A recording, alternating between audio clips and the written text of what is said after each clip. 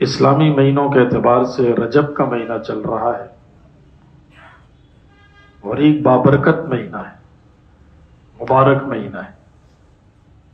اور مبارک اس لیے کہ حضور اکرم صلی اللہ علیہ وسلم نے دعا فرمائی کہ اللہم بارک لنا فی رجب و شعبان وبلغنا رمضان، کہ اللہ رجب اور شعبان کے مہینے میں برکت عطا فرما اور ہمیں رمضان کے مہینے تک یا اللہ عافیت کے ساتھ پہنچا دے۔ جس چیز کے لیے حضور اکرم صلی اللہ علیہ وسلم نے دعا کر دی، بس وہ پتھر پر لکیر، وہ چیز برکت والی ہو گئی، وہ چیز مبارک ہو گئی۔ اب ہم مبارک مہینوں سے گزر رہے ہیں۔ رجب کا مہینہ مبارک، شعبان کا مہینہ مبارک، رمضان کا مہینہ سید الشہور، یعنی تمام مہینوں کا سردار۔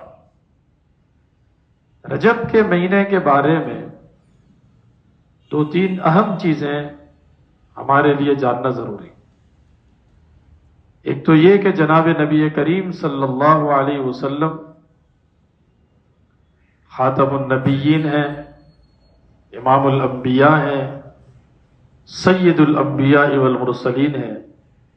حضور اکرم صلی اللہ علیہ وسلم کو اللہ تعالیٰ نے وہ چیزیں نوازی ہیں اور وہ خصوصیات عطا فرمائی ہیں اور وہ کمالات دیے ہیں جو 1,24,000 انبیاء علیہ الصلوۃ کو نہیں ملے۔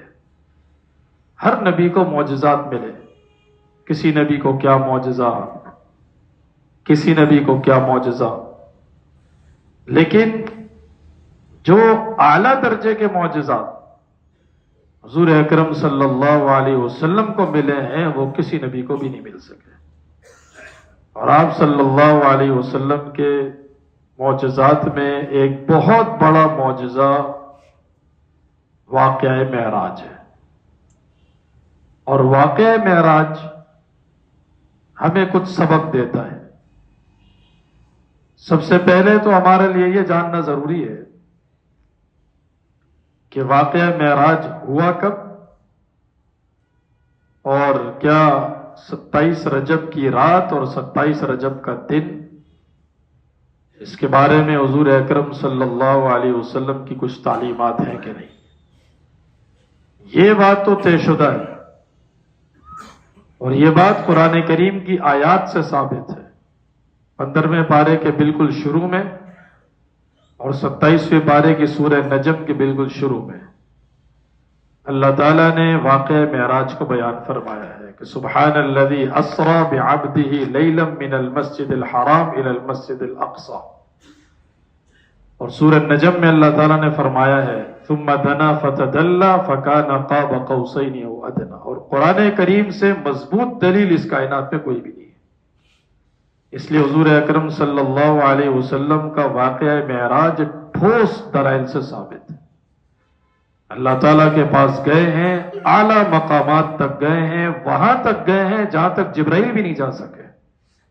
سدرۃ المنتہا پر آ کر جبرائیل نے بھی جواب دے دیا تھا کہ اللہ کے رسول اس سے آگے میں نہیں جا سکتا، میں نوری مخلوق کا سردار ہوں، میں تمام فرشتوں کا سردار ہوں، لیکن اللہ کے رسول یہاں سے آگے جانے کی اجازت نہیں ہے، میرے پر جل جائیں گے، میں ختم ہو جاؤں گا۔ لیکن حضور اکرم صلی اللہ علیہ وسلم کی وہ اعلیٰ شان کہ تمام نوریوں کے مخلوق کے سردار سے بھی اعلیٰ جناب نبی کریم صلی اللہ علیہ وسلم سدرۃ المنتہا سے بھی اوپر گئے، اللہ تعالیٰ کے پاس گئے، اللہ تعالیٰ سے ہم کلام ہوئے، اللہ تعالیٰ کے قریب ہوئے۔ یہ حضور اکرم صلی اللہ علیہ وسلم کا بہت عالی شان معجزہ تھا۔ دیکھیں، جب کوئی انسان بڑے دکھ سے گزرتا ہے تو قریبی لوگ اس کو اپنے پاس بلا کر اس کو دلاسا دیتے ہیں، اس کو سہارا دیتے ہیں اور اس کو تسلی دیتے ہیں۔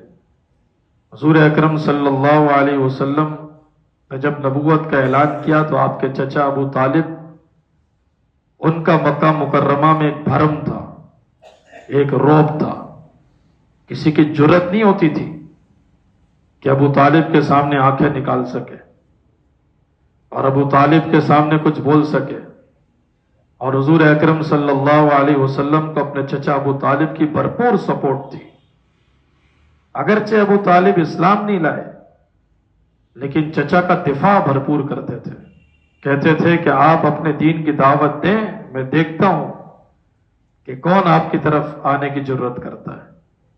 باہر سے بھی جب سپورٹ مل جائے اور بندہ جب گھر میں آئے تو گھر کے اندر بھی سپورٹ ہو تو اس کو تسلی ہوتی ہے۔ جب آپ علیہ الصلوۃ والسلام لوگوں کو دین کی دعوت دیتے تھے، لوگ جھٹلاتے تھے، مانتے نہیں تھے، لیکن کھلے عام اتنا زیادہ بھی نہیں ستا سکتے تھے جتنا وہ چاہتے تھے، اس لیے کہ ابو طالب کا ایک رعب تھا۔ انہوں نے کہا ہوا تھا کوئی ہاتھ نہ اٹھائے میرے بھتیجے پر، کوئی میلی نگاہ سے نہ دیکھے میرے بھتیجے کو۔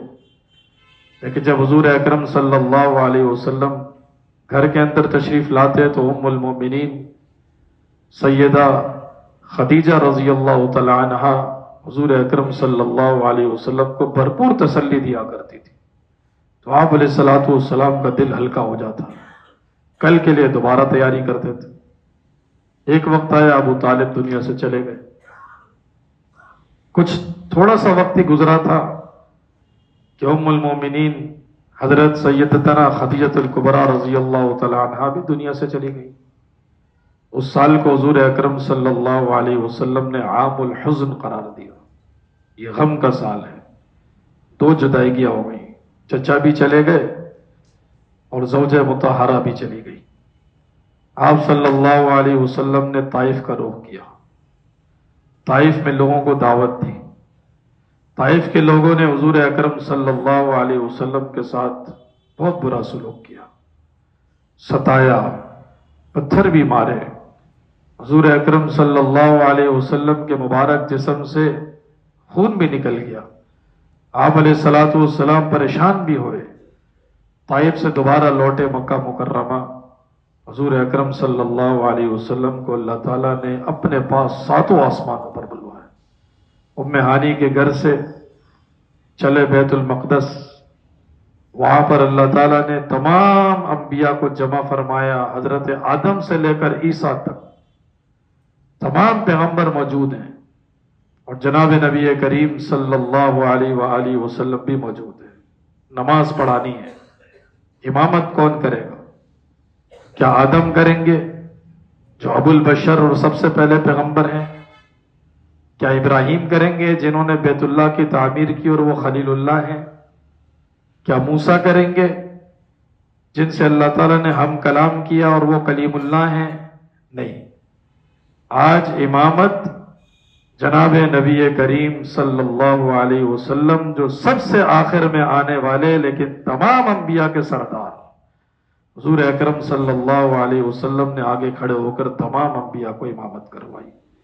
اس لیے حضور اکرم صلی اللہ علیہ وسلم امام الانبیاء اور ہم امام الامم۔ اس لیے واقعہ معراج ہمیں اس بات کا سبق دیتا ہے کہ دنیا کی قیادت ہمارے ہاتھ میں ہونی چاہیے، دنیا کی سلطنت ہمارے پاس ہونی چاہیے، دنیا کی بادشاہت مسلمانوں کے پاس ہونی چاہیے، پہلی صف میں مسلمان کھڑا ہونا چاہیے، سب پیچھے ہونے چاہیے۔ اور اگر ہم پیچھے ہیں، دنیا آگے ہے، تو یہ سوچنے کا مقام ہے۔ اس لیے معراج کا واقعہ آ کر ہمیں مختلف چیزوں میں جھنجھوڑتا ہے کہ ہم قیادت والی امت تھے، ہم امامت والی امت تھے، ہمیں لوگوں کی قیادت کرنی تھی، دنیا کے آگے کھڑا ہونا تھا، دنیا کے پیچھے کھڑا نہیں ہونا تھا۔ اس لیے کہ ہمارے پیغمبر سب سے آخر میں آ کر 1,24,000 انبیاء کے امام بنے ہیں۔ پھر اللہ تعالیٰ نے مختلف نظارے کروائے، جنت، جہنم، نیک لوگ، بدکار لوگ، بڑی تفصیلات اس کی احادیث میں ملتی ہیں کہ حضور اکرم صلی اللہ علیہ وسلم نے عجیب عجیب لوگوں کو عجیب عجیب عذاب میں دیکھا، افسوس کیا کہ یہ کون لوگ ہیں۔ جبرائیل کہتے رہے کہ اللہ کے رسول یہ بے نمازی ہیں۔ یہ کون لوگ ہیں؟ جبرائیل کہتے رہے کہ اللہ کے رسول یہ زکوٰۃ نہ دینے والے لوگ ہیں۔ یہ کون لوگ ہیں؟ اللہ کے رسول یہ غیبت کرنے والے لوگ ہیں۔ یہ کون لوگ ہیں؟ یہ شرابی لوگ ہیں۔ یہ کون لوگ ہیں؟ یہ زانی لوگ ہیں۔ یہ کون لوگ ہیں؟ یہ قطع تعلق کرنے والے لوگ ہیں۔ اور اللہ تعالیٰ نے بڑے سخت عذابات میں ان لوگوں کو گھیرا ہوا تھا۔ اور آپ صلی اللہ علیہ وسلم واپس تشریف لائے، لوگوں کو بڑا موقع ملا۔ لوگوں نے کہا کہ آج ایک ایسا موقع ہے، نبی نے ایک ایسی بات کر دی ہے عجیب جو سمجھ ہی نہیں آ رہی، آج ہم ان کے سارے ماننے والوں کو بہکا دیں گے اور کہیں گے دیکھو تمہارا پیغمبر کیسی بات کر رہا ہے، ہم تو پہلے سے ہی کہتے آ رہے تھے کہ یہ مجنون ہے نعوذ باللہ، یہ ساحر ہے نعوذ باللہ۔ آج ان کی باتوں سے پتہ چلا نا، کہتا ہے کہ میں راتوں رات مسجد اقصی تک بھی چلا گیا، وہاں سے ساتوں آسمان پر چلا گیا، وہاں سے عرش پر چلا گیا، سدرۃ المنتہا پر چلا گیا، وہاں سے واپس آ گیا۔ اب جب کسی کو ورغلانا ہوتا ہے تو پہلے قریبی لوگوں کو ورغلایا جاتا ہے تاکہ قریبی لوگ ساتھ چھوڑیں تو باقی خود چھوڑ دیں گے، لیکن ان کو نہیں معلوم تھا کہ حضور اکرم صلی اللہ علیہ وسلم کے قریبی لوگ اتنے کچے نہیں ہوتے، اور آج بھی مسلمان اتنا کچا نہیں ہوتا کہ بات بات پر مسلمان کو بہکا دیا جائے۔ جب اسلام دل کے اندر اترتا ہے تو وہ جگہ بنا لیتا ہے، انسان جان دے دیتا ہے لیکن ایمان کو نہیں چھوڑتا۔ حضور اکرم صلی اللہ علیہ وسلم پر بات برداشت نہیں کر سکتا، قرآن کریم کی توہین برداشت نہیں کر سکتا۔ اسلام و ایمان چیز ہی ایسی ہے، جب جگہ بناتی ہے تو جگہ بنا ہی لیتی۔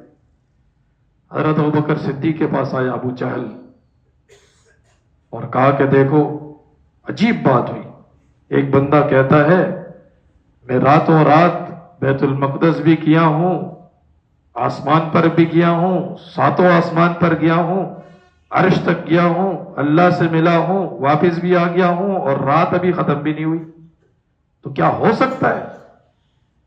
تو جواب دینے والے کو بھی بڑا سمجھ کے جواب دینا چاہیے۔ ابو بکر جیسا ذہین انسان دنیا میں تھا بھی نہیں، اس لیے حضور اکرم صلی اللہ علیہ وسلم نے اپنے مرض الوفات میں اپنے مصلی پر کھڑا بھی ابو بکر کو کیا تھا۔ حضرت ابو بکر صدیق رضی اللہ تعالیٰ عنہ نے ابو جہل سے کہا کہ یہ بتاؤ کہنے والا ہے کون؟ بات تو اس پر، جواب تو اس پر بنتا ہے نا، کہنے والا کون ہے؟ ابو جہل نے کہا وہی تمہارا دوست جس کو محمد کہتے ہیں صلی اللہ علیہ وسلم۔ حضرت ابوبکر صدیق نے کہا کہ اگر اس نے کہا ہے تو میں تسلیم کرنے کے لیے تیار ہوں، اگر وہ کہہ رہا ہے تو وہ جھوٹ نہیں بول سکتا۔ اسی دن سے حضور اکرم صلی اللہ علیہ وسلم نے ابو بکر کا لقب رکھ دیا تھا صدیق، سچا انسان جس نے کھڑے ہو کر ببانگ دہل حضور اکرم صلی اللہ علیہ وسلم کی سچائی ساری دنیا کے سامنے بیان کی۔ واقعہ معراج جو ہمیں پیغام دیتا ہے، دیکھیں حضور اکرم صلی اللہ علیہ وسلم کے دنیا سے تشریف لے جانے کے بعد 28 مرتبہ 18 مرتبہ رجب کا مہینہ آیا ہے گیا ہے، آیا ہے گیا ہے، تو 27 رجب کی رات یا 27 رجب کے دن کی کوئی مخصوص عبادات تو حضور اکرم صلی اللہ علیہ وسلم بیان نہیں فرمائی، لیکن واقعہ معراج کا ایک اہم سبق یہ ہے کہ اللہ تعالیٰ نے نماز کا جو تحفہ ہے، نماز کا جو فریضہ ہے، وہ اللہ تعالیٰ نے جب حضور اکرم صلی اللہ علیہ وسلم کو دیا تو عرش سے اٹھایا، فرش سے اٹھایا، عرش پر لے کر گئے، اور معراج میں اللہ تعالیٰ نے حضور اکرم صلی اللہ علیہ وسلم پر 50 نمازیں فرض کی۔ حضرت موسیٰ سے ملاقات ہوئی، موسیٰ نے کہا کہ 50 نمازیں کہاں پڑھیں گے، کم کراؤ۔ اللہ کے رسول نے کم کرائیں، 45 ہو گئی۔ پھر موسیٰ نے کہا کہ کہاں پڑھیں گے، کم کراؤ، 40 ہو گئی۔ پھر موسیٰ علیہ الصلوۃ والسلام نے کہا کہاں پڑھیں گے، کم کراؤ، 35 ہو گئی، 30، 25، 20، 15، 10، 5۔ موسیٰ علیہ السلام نے کہا 5 بھی کہاں پڑھیں گے؟ تو آپ اندازہ لگائیں 24 گھنٹے میں اگر 50 نمازیں ہوتی، ہر آدھے گھنٹے میں نماز ہوتی، ہم نماز پڑھتے رہتے، جاتے پھر آتے، جاتے پھر آتے۔ یہ تو اللہ تعالیٰ کا کرم تھا، اللہ کا فضل تھا، حضور اکرم صلی اللہ علیہ وسلم کی سفارشات تھی، موسیٰ علیہ السلام کا مشورہ تھا، 5 نمازیں رہ گئی۔ حضرت موسیٰ نے تو یہ بھی کہہ دیا 5 بھی نہیں پڑھ سکیں گے، لیکن اللہ کے رسول صلی اللہ علیہ وسلم نے فرمایا کہ اب مجھے اچھا نہیں لگتا، میں 5 سے بھی کیا کم کروں گا۔ لیکن اللہ تعالیٰ نے فرمایا کہ ما یبدل القول لدی، میری بات ہے، میری بات میں تبدیلی نہیں ہوتی ہے۔ پیغمبر جو آپ کا امتی دن بھر میں 5 نمازیں پڑھے گا، ثواب پوری 50 نمازوں کا دوں گا۔ فرض تو 50 ہوئی تھی، 5 پر 50 کا ثواب۔ اس لیے واقعہ معراج اور رجب کا مہینہ حضور اکرم صلی اللہ علیہ وسلم کی جو معراج کی یاد دلاتا ہے، وہ سب سے بڑا سبق ہمیں یہ دیتا ہے کہ مسلمان نماز کا پابند ہو۔ ہر چیز آگے پیچھے ہو سکتی ہے، لیکن نماز آگے پیچھے نہیں ہو سکتی۔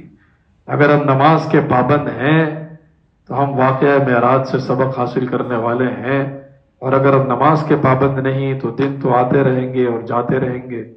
اور آپ کو معلوم ہے کہ قرآن کریم نے بھی جو واقعات ہمیں بیان کیے ہیں، سابقہ اقوام کے واقعات بیان کیے، سابقہ قوموں کے واقعات بیان کیے، تو صرف اس لیے بیان نہیں کی کہ واقعہ سنا جائے اور اس سے دل کو تسلی مل جائے کہ ہاں اچھا ایسا بھی ہوا تھا، ایسا بھی ہوا تھا، نہیں، واقعات سن کر اس سے سبق حاصل کیا جائے۔